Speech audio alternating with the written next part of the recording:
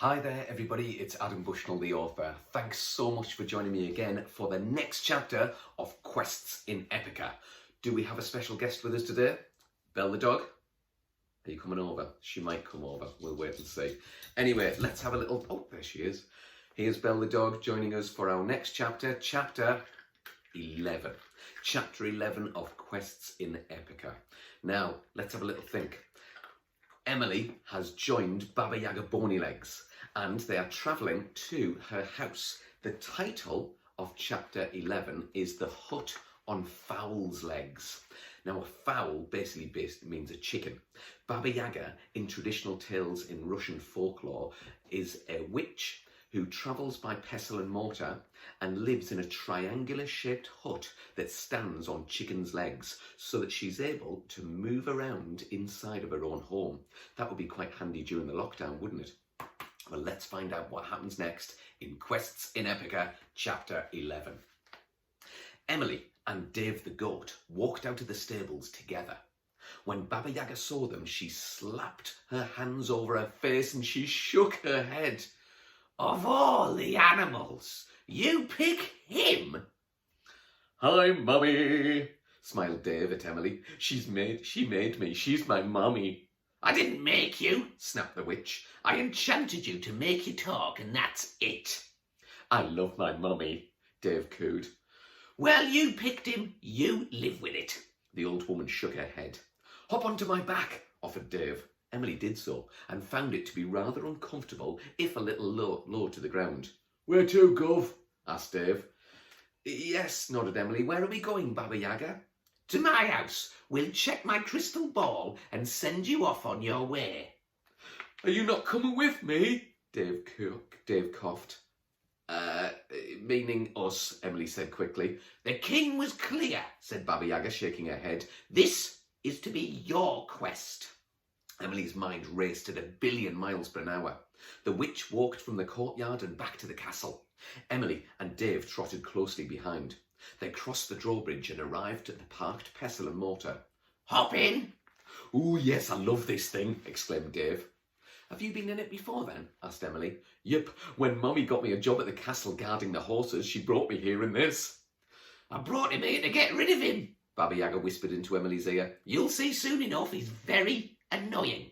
And I couldn't undo my spell." "What's that?" asked Dave. "Nothing," sang the witch croakily yet high-pitched. With a push at the pestle, the three were off. They raced across the landscape behind the castle. They zoomed like they'd been hurled from a giant catapult. After only a matter of minutes, they entered a forest. The mortar swung this way and that to avoid slamming into the trees. It reminded Emily of Star Wars again. That one where the teddy bears live in the forest and Princess Leia is one as a pet or something like that. Anyway, the stormtroopers who were baddies have these speed bike things. It was like that, or Emily thought so anyway. Actually, that reminds me of Belle the dog. She looks a little bit like those teddy bears in Star Wars. Ewoks. She's a white fluffy Ewok. Anyway, I'm getting distracted. Back to the book. Finally, they came to an abrupt halt. A halt at a triangular shaped hut. A white fence made from human bones and topped with human skulls surrounded it. The hut itself stood on the top of a giant pair of chicken legs. It was mental. The hut seemed to see Baba Yaga arrive. It hopped excitedly from one leg to another, making roof tiles slip and fall. "I'm home," the witch sang. The skulls on the top fence all turned to face Baba Yaga. "Welcome home, Baba Yaga Bonylegs," they all chorused together. There was a terrible crunching sound as the bone gate opened by itself. The witch was then out of the mortar and crossing her garden, so Emily and Dave followed. The hut was now calm and motionless. The door swung open and swallowed the witch up. It remained open, beckoning the other two inside. "Whoa!" Emily gasped upon entering the hut. Baba Yaga smiled. It's bigger. It's bigger on the inside than it is on the outside," the girl gasped again. "I know," grinned the witch. "I'm like Doctor Who, aren't I, with the TARDIS thingy." Emily wondered how on earth Baba Yaga knew about Doctor Who, but this was only a brief wonder, as she continued to be awed and amazed by the hut. The living room was a vast workshop for potion making. There were several doors, and the spaces in between were lined with numerous bookshelves, holding up books, parchments, papyrus, maps, and other papery things. Tables of curious objects were dotted around the room. Bottles containing colourful liquids and gels were all over the place, as were skulls, bones, and body parts of all manner of creatures. A skeleton of a bat was here. A large brain of something, perhaps it was an elephant, was there. Wands of every sort were scattered on tables too. Gnarled ones, straight ones, bendy ones, some with crystals on the tips, some with stars at the end, some with handles, some without, all sorts. A massive fireplace was on one wall. A vast cauldron with blue liquid simmered above the flames, and a smell of... what was it? Perhaps roasted skunk with a manure dressing filled the air. But in the middle of the chaos, in the centre of the room, there was a small, round table. On it was something shrouded by a bright green fabric. Baba Yaga walked toward it and pulled the fabric off. It fell to the floor hypnotically. Underneath was a crystal ball. It was fully transparent but seemed to glow with a white light. The witch waved gnarled fingers over the orb. "Now," she said grandly, "now we find your friend." Well, I wonder what's going to happen next.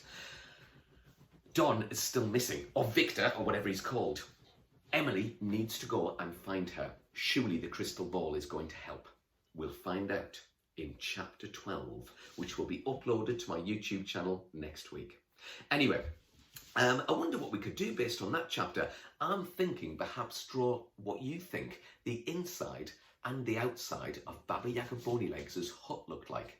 That crazy triangular shaped hut with its chicken legs. You could draw a picture with the white bone fence on the outside topped with human skulls. Or perhaps what you could do is draw a picture of what the inside might look like. All of those wands and books and all the different crazy objects like the brain and maybe eyeballs in jars and lots of different potions. Maybe you could even make your own potion as well. Does that sound like a good idea, Belle? What do you think? We'd love to see your pictures. So get in touch via Facebook, Twitter, Instagram. Give me a little nudge on the YouTube channel. Get in touch via my website, adambushnell.co.uk. I'd love to see your pictures and see what you're thinking of Quests of Epica. Belle's just too excited for the next chapter, so I think I better get recording.